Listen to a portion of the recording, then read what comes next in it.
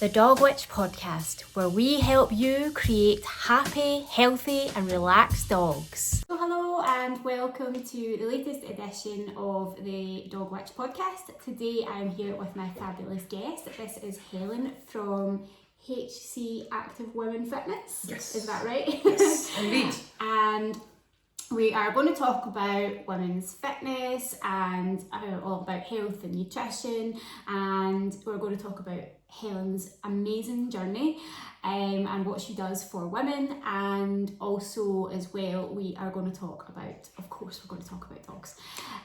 So welcome Helen, it is so lovely to have you. Good to be here, good to be here.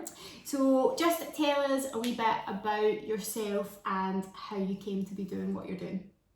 So I actually started life as in corporate events. Okay. So I actually, I went from assistant right up to event manager, where I ran conferences to workshops to dinners in central London.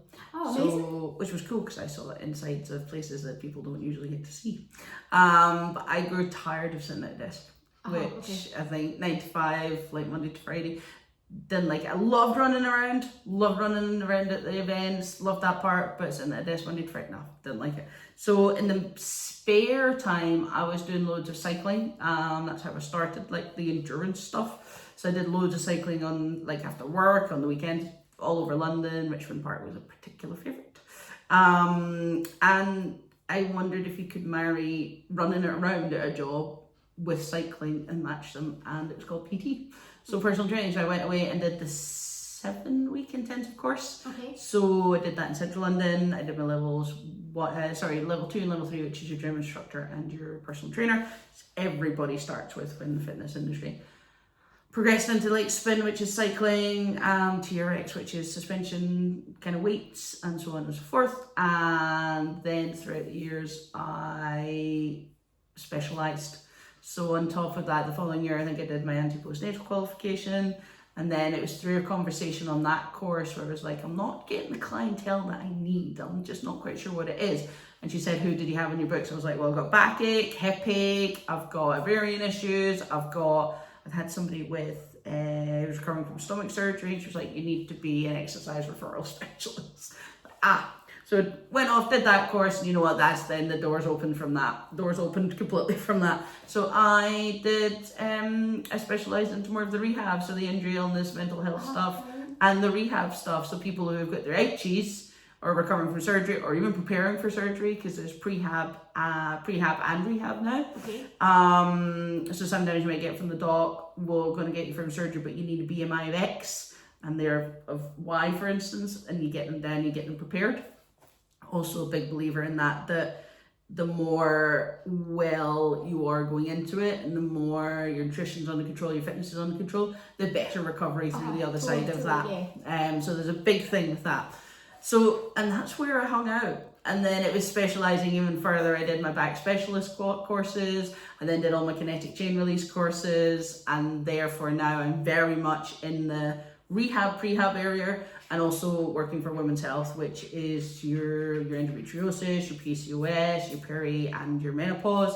You're recovering from ovarian surgeries again, preparing for children, anti and postnatal when you get to that stage. And then the big one as of recently is the IVF prep for weight loss. Okay. To get into an IVF criteria for Scotland, particularly England's going to be a bit different. Scotland criteria, you need a BMI of X again. Prepare and so on, because I felt you didn't, when you went to these appointments, you didn't get any help. It was like, you need to be a BMI, but how do I do that? Well, that's the BMI. Yes, but how do I do that? There was nothing. And I think as well, going from that, knowing from my own struggles as well, that a BMI on paper can be very different to your actual body composition. Oh, absolutely. Oh, we could fill the rest of this half an hour with BMI only. Seriously, there's a whole chapter in my book just for BMI. Because I had to get a BMI of, I think you had to be 29.9 to get onto the IVF wait list, and then sustain it all through your various rounds and whatever. Yeah. So I did do the massive weight loss myself to get onto the IVF criteria. And I suppose as well, like being active and being fit and stuff, you carry like a lot of muscle, and that is deemed as weight, and Yes, that adds yeah. to like your BMI. So like for me, for example, I've got type 2 diabetes, I've got a target of what my BMI should be, but what my consultant is saying to me is, listen, you're well on the road to putting this into remission, you are, you know, you're a healthy weight and size, although I'm like tiny. She's like, that BMI is just rubbish for you, just put that in the bin, forget about it. So that'd be kind of the same for you, I suppose. It is. I got to a point with my weight loss where I'd lost as much fat as I possibly could. I ended up losing light muscle mass and things like that, which to me is healthy tissue. Yeah. So it was bizarre, but yet the NHS and medical settings, I'm not just NHS, but a whole medical setting, they still work with BMI. Yeah, like I'm the fittest I possibly can. I carry fat in my middle because of all the ovarian issues I have. But I've not got type 2 diabetes, what I know I'm at risk of. I've not got, except for the ovarian issues, I've got no other medical history there. So it's like, you're deemed, oh, you're fat for the BMI. Well, actually, no, you're absolutely fine for BMI. Yeah. So it's and I suppose it needs change. It just, yeah, you're totally right, because it just needs someone like my consultant, for example, to just come in with a bit of common sense and say, actually, don't worry about that. Just keep doing what you're doing.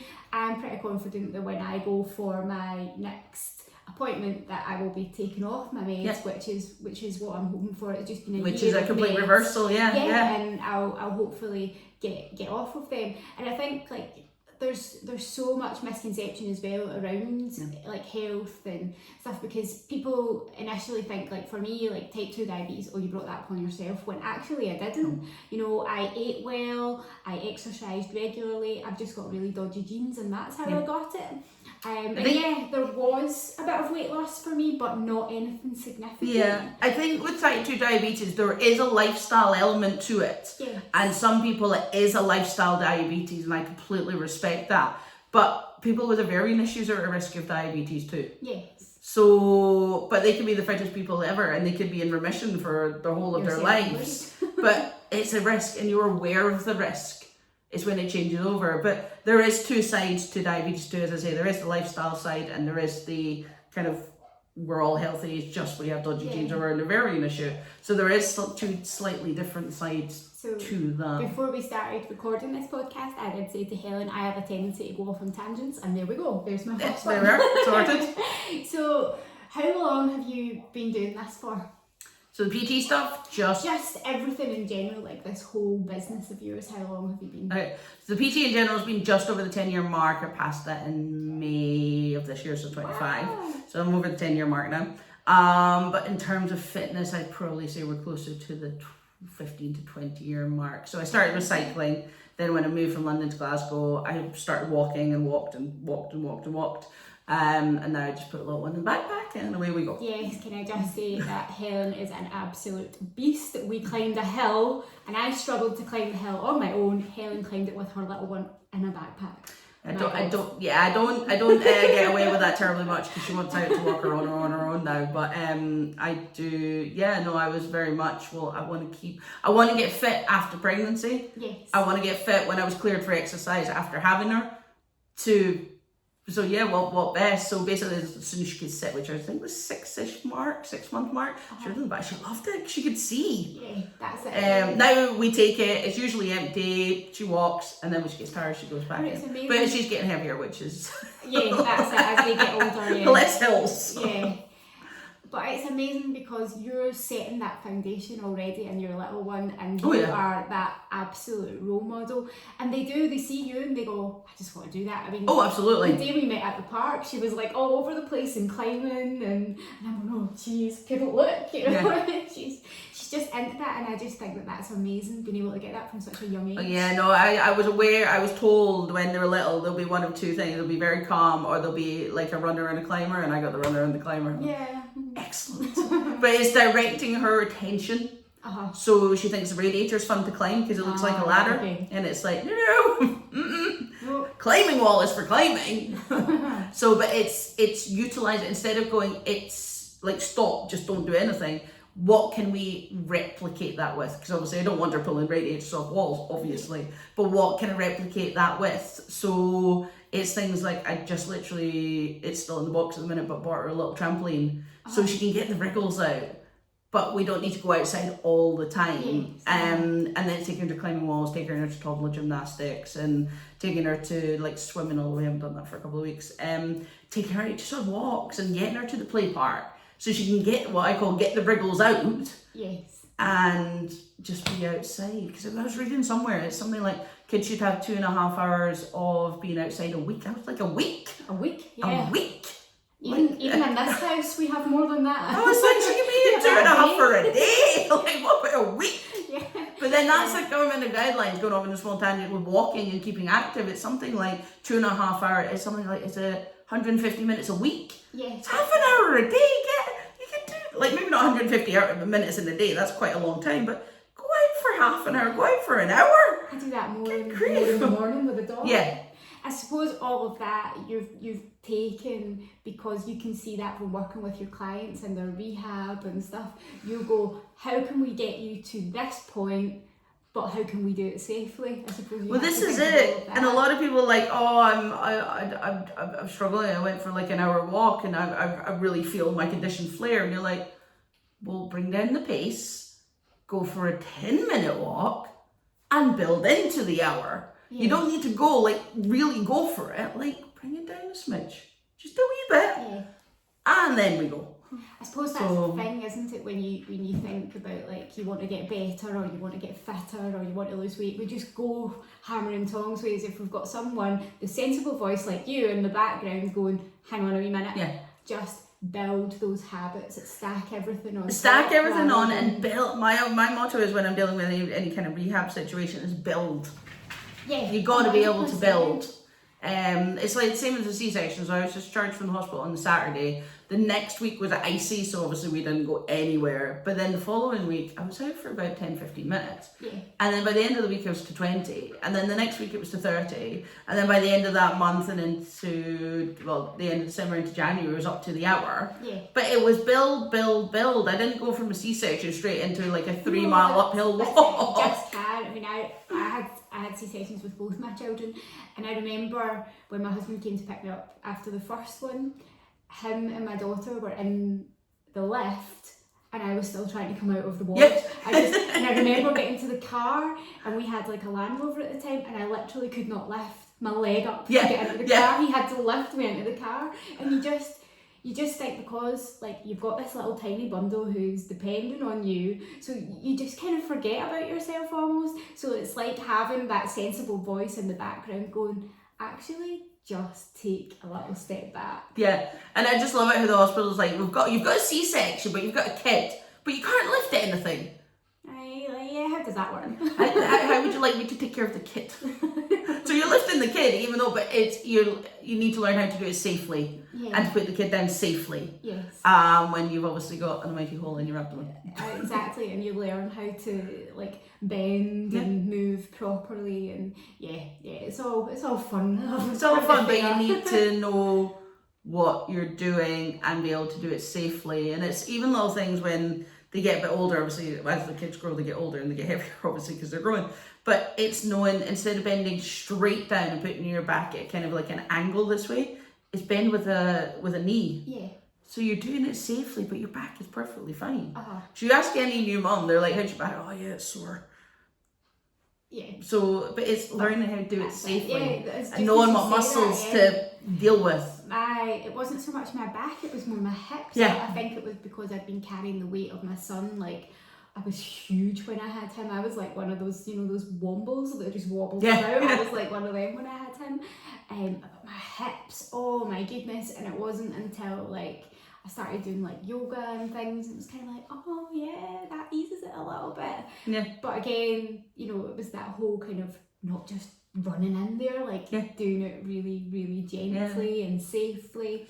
So I suppose like your passion comes through, but what do you love most about what you do?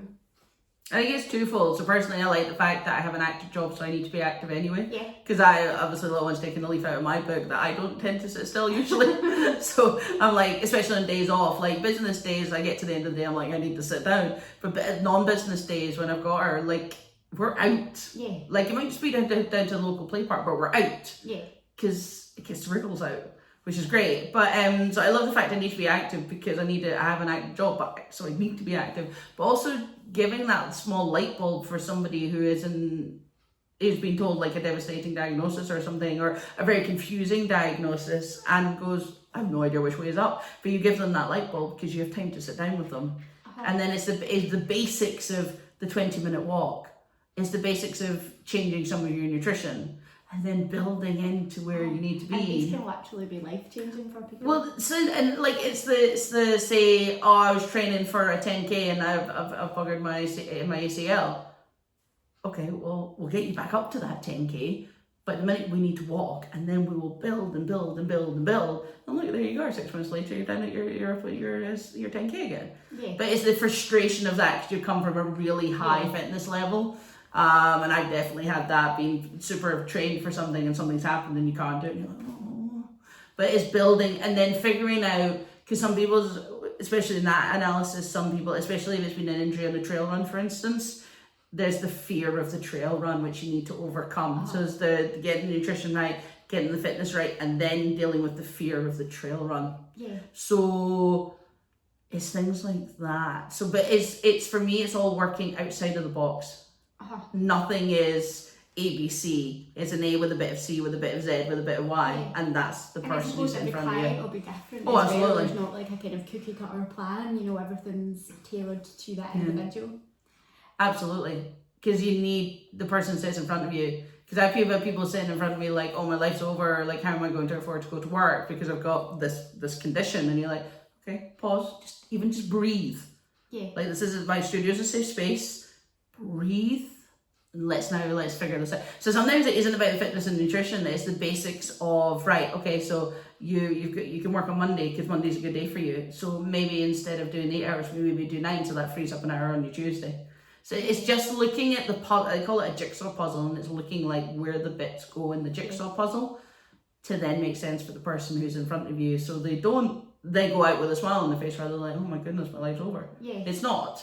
You just got to figure out the strands. That strands. must just be such a sense of achievement for you. You know, you must just feel. I think the thing is with any medical setting, and again, especially with NHS, because we're all strapped for time, you get your allocated, say, 10-15 minutes with somebody, but there's a whole other question situation. There's a whole other what do I do and where do I go from here? As I say, with all the IVF stuff, they were good at the IVF stuff, but I had no indication of nutrition and fitness. Yeah. That's what I figured out. And that's how I managed to make it work and get to where I am today. But then I've taken all that knowledge and I've redone some of my qualifications to then be able to go on to help the next person. Yeah. Because you go to some of these IVF appointments and the nurse is like, right, great, you're not the BMI. Brilliant. And it's the most skinniest nurse you've ever seen, and you're like, well, how do I get that? Oh, I don't know. Yeah. So I suppose that must be not a dislike, but a kind of frustration of your job, I suppose, is that there are other agencies out there that are just so strapped for time that they're not being able to give your clients the adequate information that they need. So by the time they get to you, they're just a big frazzled. Yeah. And I think it's deliberately, like, in the minute my studio in my house is closed, just at the minute until I move into a bigger studio, but it's a safe space. Like, because to sit and do this with somebody who's had the most devastating blow from an appointment is actually really hard. Yeah. But it's going, right, I'm going to sit at my desk. I'm just going to sit here. You go and look at my books. You go and look at some of the gym kit. And when you're ready, start talking. So it's taking the distraction, because this is actually really hard to do when you've had the most devastating blow. But this is okay if you don't want to do that with me. It's absolutely fine. Go and look at some of my gym kit. Yeah. And pull something out and go, what is it? And then that sparks a conversation. So we might be back to back, but you know what? You're getting your frustrations out by talking, and that's absolutely fine. The studio is a safe space, as I said. And it's sometimes just listening. Yeah. And letting them just unravel. Yeah, just being that. And having a box of tissues just in case. Yeah. So I suppose you're a kind of agony and counsellor, everything all rolled into kind of all in one, yes. And then then we make the plan of the nutrition, the fitness, how to manage your stress levels, what makes some really small goals that you can achieve. Like next week, I just want you to get out for one 20-minute walk. Oh, but how? But I'm only asking for one 20-minute walk. And by the Friday, you've done it. Excellent. Next week, you're doing 2. Yeah. Oh, by the end of the month, you're out for 5 days. Oh, actually, I'm starting to feel a little bit more under control. My stress levels have dropped down a wee bit, and I'm actually starting to heal. Oh, look, I'm starting to sleep a bit better as well. And it's taking the basics. But sometimes when you're in that crux, you're not going to see the basics. And that's just how human nature is more than anything. It's just the sheer panic. And, you know, you've touched on the kind of, you know, like IVF and like women's issues and things like that. And I suppose more and more it's becoming prevalent in the news and things like that. They're talking about, you know, like endometriosis and, you know, like IVF and other things that women are facing, and that's something that you're quite a champion of, isn't it? It is. I don't fear the words, because I think there is still, unfortunately today, you'll say endometriosis to somebody and oh, it's just a hormone thing.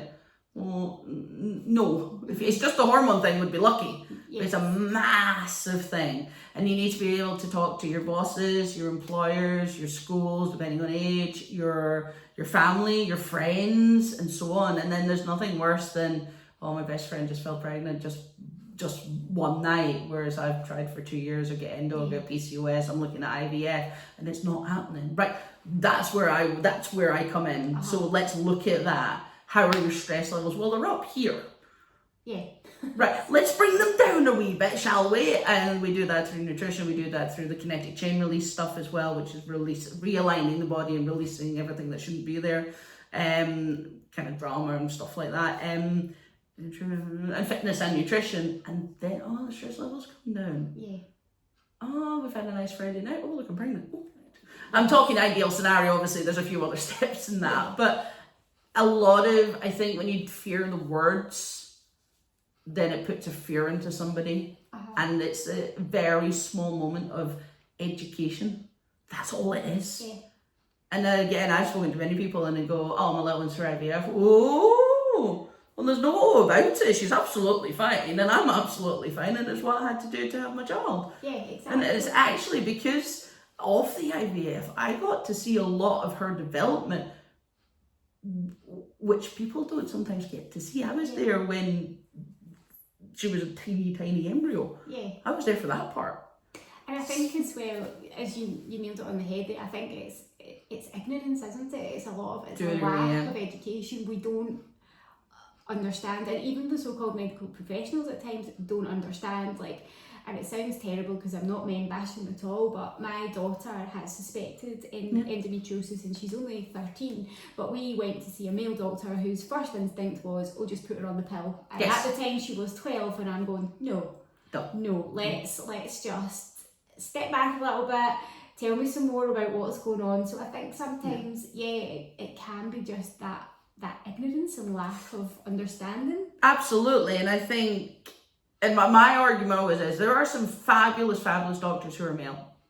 Absolutely. Oh yeah, without a doubt, yeah.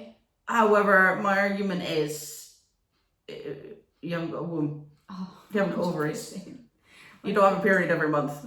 So as much as you read it in a textbook, and I completely understand, there's some fabulous men who understand this, but when I'm telling you I'm barely getting out of bed due to a period, don't just throw some paracetamol at it. Yeah. Other drugs are obviously available.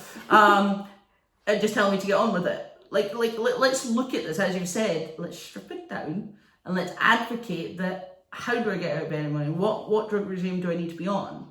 What is my issue that is stopping me doing that? Oh, you've got endometriosis, adenomyosis, and God knows what. Okay, let's have a look at this, shall we, in a bit more detail. Yeah. But that's always my argument. I'm always a bit iffy seeing male doctors because I just really don't understand. Yeah. And my last one, my last one was not good anyway, so I rest my case. To me, it's almost like, and here I go again on another one of my tangents, but to me, I mean, I am Roman Catholic, I was brought up Roman Catholic, but a priest isn't allowed to get married, a priest isn't allowed to have a family, right. So how can he stand there on a Sunday and tell me how to live my life? Right, okay. And that's the same sort of scenario. He doesn't understand it, he doesn't get it. And, you know, that, for me, I've had this to do about priests before. Right. Like, I don't get I spoke to someone else on a different podcast about it. I was just like, I don't understand how this man can stand there and tell me X, Y, and Z when he doesn't live it. He doesn't know what he's talking about. And it's a kind of similar thing, isn't it? Because you've not lived it, so you don't understand. And there is, I mean, I think you could just go over a slight tangent again. I mean, actors who do it for pay, they do the research, but it's acting. Yeah, they're not. So it's okay to do that. But when you're dealing with people's lives, Yeah. then I think there needs to be a bit more understanding. As I say, there are some really terrific doctors out there, but you need to almost have the experience. Like it's very similar to the work I do. Like I'm very much rehab based, because the amount of times I rehab from a back injury or an ovarian issue or whatever, I have a basic understanding of rehabbing from that. So that's where my experience lies. But when somebody comes and says, and I mean, I know how to do the big weights, the big squat racks and the gyms, the big kind of muscle man, I know how to do all of that, but it's not where I live, because it's not where my experience is. My experience is in the rehab stuff. Yeah, and I suppose a lot of that very similar. Is because you've lived it, so you understand it. And I suppose you're champion of all the issues that women are facing as well, is because you've lived it, you've been there, you've seen it, you've done it. And the thing is knowing the words as well. So when you got a client sitting in front of you and they're like, oh, I've got endometriosis, you're like, okay. Rather than, I'm just going to have a quick look and see what it is. And so, I mean, don't get me wrong, there have been occasions afterwards where I've gone and researched something for the next appointment, or I'm like, oh, there was a new one. What was it? It was to do with, I can't remember the name, but it was some sort of gastro thing. And it was like a sensitivity to what's it called? There is a name. Irritable bowel syndrome. And I heard it on the radio earlier this year into last year, I think. There's a new term with it. I was like, oh, that's new to me. Yeah. So I scrolled it away and I went to look at it later, and I think it's the lesser term before you get to that. It's like the baby IBS. Now, don't quote me on that, because it's not where my area is. But that was new to me. And I think there is loads and loads of chops and changes and developments within the medical world anyways. Like, it'll change next month and it'll change 10 years from now. And I mean, endo might even have a cause in 10 years time, because it doesn't at the minute. Because the scientists are still working behind the scenes on all of this. But it's taking that and connecting it and making it make sense. Yeah, and I suppose, like, again, I can relate what you're saying to my own work with dogs. I mean, we should probably bring them into that. Probably bring them in. I have oodles of years of experience and knowledge with dogs, but things change all the time, and positions with dogs have changed, because years ago they were just the family pet. That's how they were just the dog. Now people are having dogs instead of babies. They are very much part of the family. You know, we've I have bought a car seat for my dog. We've got car seats for dogs, we've got seat belts for dogs, whereas before they were just kind of like chucked in the boot and nobody really thought about their health and well-being. So, like, I know the fundamentals, and like that, if people come to me and they say my dog's got arthritis, my dog's got cancer, my dog's got XYZ, I go, cool, I understand that. But sometimes someone will come like that and throw you a little curveball and you're like, oh, I've not heard of that one before. But like you, I will then take note of that and I'll go off and I'll find out exactly what it is, so that by the next time I'm speaking to that person, I will know exactly how to deal with their dog. And absolutely. As I keep saying, because I work sometimes with students and preparing them to come into the industry, I said it's an ever-changing fitness industry, and you'll learn new terms and new words almost on a weekly basis. And it's your job to squirrel that away, write it down, and go and research it when I'm not there. And I'm 10 years plus in the industry, and I will still go and double check things. I will still look at new terms. I suppose that's just the sign of someone who's really good at their job, is because you're constantly learning. It's not just that arrogance of, right, okay, I've learned that, and that's it. It's like actually recognising that, this is going to change, new things are going to come out. Scientists are working on stuff all the time, so what you might do now might not be the same in 5 years' time. You know? So it's that champion of what you're doing that I love. Constantly learning. And it is, and it's only been in the last few years you get your perimenopause and your menopause, because it always used to be menopause. Now you get your peri coming in. So that's a whole new terminology. But actually, to lead up to menopause, that's where most people hang out. But that's only been in the last few years that term has come in. Now it's utilised like every day. You'll go, it's rare you go a day without hearing it, which is great. But again, there's still a fear attached to it because people don't understand it. So again, there's education involved even in that. But it's changed. Very much just as you kind of touch on that. I mean, I'm 42 and still I'm being told that I'm too young to be experienced. And I'm just like, no, I know my own body. I know what's happening. But still, it's like the profession hasn't quite caught up yet. Yeah, no, I'd agree. And they're still like not properly diagnosing women or just sending women away like, oh, you know, like maybe have a look at your nutrition, maybe have a look at your, it's kind of like, no, these are all good, I'm not going crazy, I know what's happening. Well, and this is the thing, like your natural menopause or peri starts around like 45 to 50, which we understand. However, if you have a hysterectomy when you're 30, you're going to crash menopause. That's menopause. Yeah. You go, especially with endo and PCOS and stuff, a lot of those drugs are hormones. So they'll put you into a mock menopause or a medically induced menopause. That's still a menopause. You're still have menopausal symptoms, which sometimes are dealt with HRT. So actually, although it's 50, I should bring it back a few years, because depending on your hormones and depending on your varying issues and stuff, you could be experiencing it at 25. Yeah. So yeah, it's not just a 50 and it's always condition now. What age was your mum? And my mum's only 16 years older than me, so that means Jack, you know. And my mum has so many health issues and she's on so many medications that she doesn't know whether or not she's been through the menopause. She's just like, I don't know, I'm nearly 60, I probably have been through it, I have no idea. Yeah. You know? So it's kind of like, yeah. And I suppose like you kind of being in the background, being that reasonable voice is just amazing for your clients to just kind of have that crutch to lean on. Yeah, it's just kind of, as I say, it's kind of letting them unravel and then helping them stick it back together again in a way that makes sense to them, with a diagnosis and then a goal that they want to achieve. Because sometimes they could be in the middle of a say training for a 10k run and they suddenly got something or other and you're like, well, okay, well, let's deal with this. And keeping them as close to what they're used to do with their training and nutrition, and just bringing it into their kind of new routines and stuff. Normal. And new normal. That's what I'm trying to say. So, and I suppose you've just been through something very exciting. You've just launched a book, and that's something that's very personal to you. Yes. You know, you've been through that journey. So I suppose you're now in that position to help other people as well because of that. So if you wanted to just chat about your book. Well, I think the book was brought out now throughout the weight loss diet. The weight loss stuff was via blogs, which should go into my website. The website's no longer working at the minute, so that's long gone.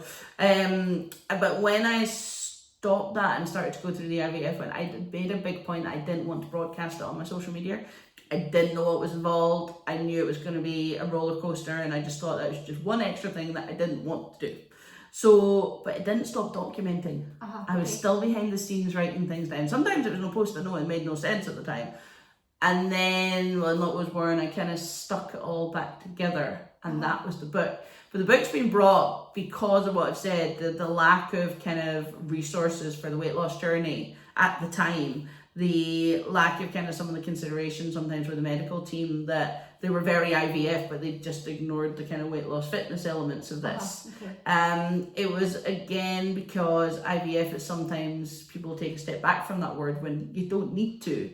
It was the fact that IVF is sometimes not, you go in and get your extra streams and meets with the sperm. Oh, look, there's a kid.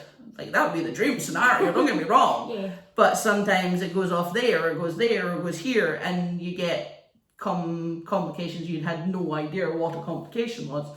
For me, I do not recommend this in any way, shape, or form. You get divorced halfway through your second round. Don't recommend that. Make sure you have a good conversation before you start. However, things happen, and I had no control over that. So my decision was that point was obviously legally to get things sorted, but then to take the decision of, do I carry on with the embryo, because there was one in the freezer at that time, or do I stop? So my decision was I had to give it the chance. But it's coming from, I think, that very raw need of being wanting from the sort of deepest place in your heart to become a mother. And figuring out how to do that. So I had 2 rounds. And I'm incredibly lucky because of the 30 odd eggs collected from me, 1 was semi-strong. Semi-strong. Now I had something, I can't remember the things off the top of my head, I had something like a 50% chance it would survive to a pregnancy and a 40% chance it would survive to a live birth. Wow. That was from a semi-strong egg with endo, with PCOS, where there's an extreme sensitivity to God knows what hormones. And then 2 rounds of OHSS, which is overhype. Basically means when your ovaries get bit too hyper for the drugs that are being pushed at you. Can make you very unwell very, very quickly. So it's called OHSS. It's over hyperactive stimulation or something of the ovaries. But beat all those odds to get to a live birth. Where you had your little miracle. When the little one suddenly appeared and then changed your life within that hour. Yes, and that's it. And it's in a whole new. I know, and it's funny because I still remember the nurse coming to the ward because I had a fail induction into a C-section. She was like, right, let's go, and you're like, what? It felt like going to like Tesco to get a pint of milk. Yet you're in like that hour. You were going from the person you were into motherhood, and it was so bizarre. No words can describe that. And here I am, sort of, little one's going to be 21 months. 22. So she'll be 2 in November, and you're like, I'm going to be mother of a 2-year-old. God help me. But that's not my point. My point is, it needed to be documented, and the other thing it needed to be documented on was the original IVF was started as a same-sex couple, okay, and then I was changed as a singleton halfway, which obviously changed some of my parameters.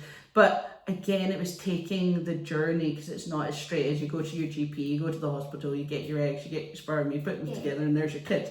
It's not like that at all. My journey went a bit like this. Yeah, so roller coaster time. And I suppose having that there for people who want to or going through similar sorts of things is amazing for them to go, well, do you know what, it worked, and it worked for her, or these are the things that I can do to get through this. Because you say life happens, right? Yeah. Like shit hits the fan, and you know, hopefully not as dramatic as getting divorced, but you know, things do happen. Absolutely. And I mean, like during the pregnancy of my second child and towards the kind of first year of his life, my business just totally fell apart. Like overnight, the people I had working for me just decided that they would take it and start up on their own, and I was left with nothing. Yeah. And it's like, how do I recover from that massive surgery, look after this small child, and try to get my business back on track? And it's just, and do it in a way, and this is what I big advocate on, like,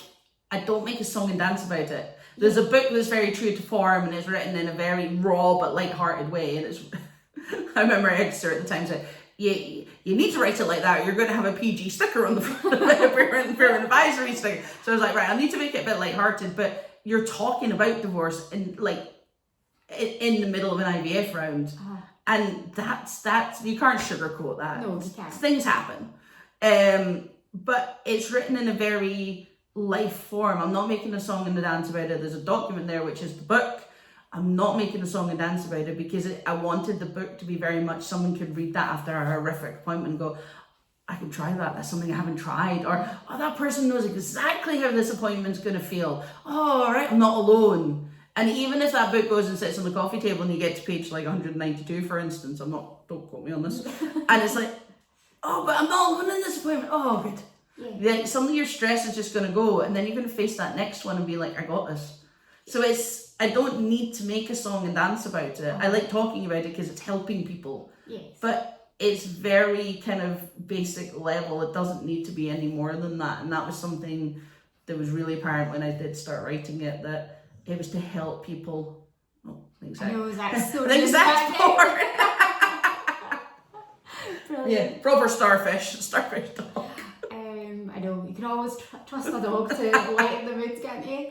And yeah, I suppose that's evident in everything that you talk about, is that you just want to help. Yeah, definitely. I just want to, and just even sometimes it's a conversation, or sometimes it's just recording a podcast that someone listens to go, oh, that makes sense. Yeah. It's nothing more than that. Could you tell people the name of your book and where they can find it?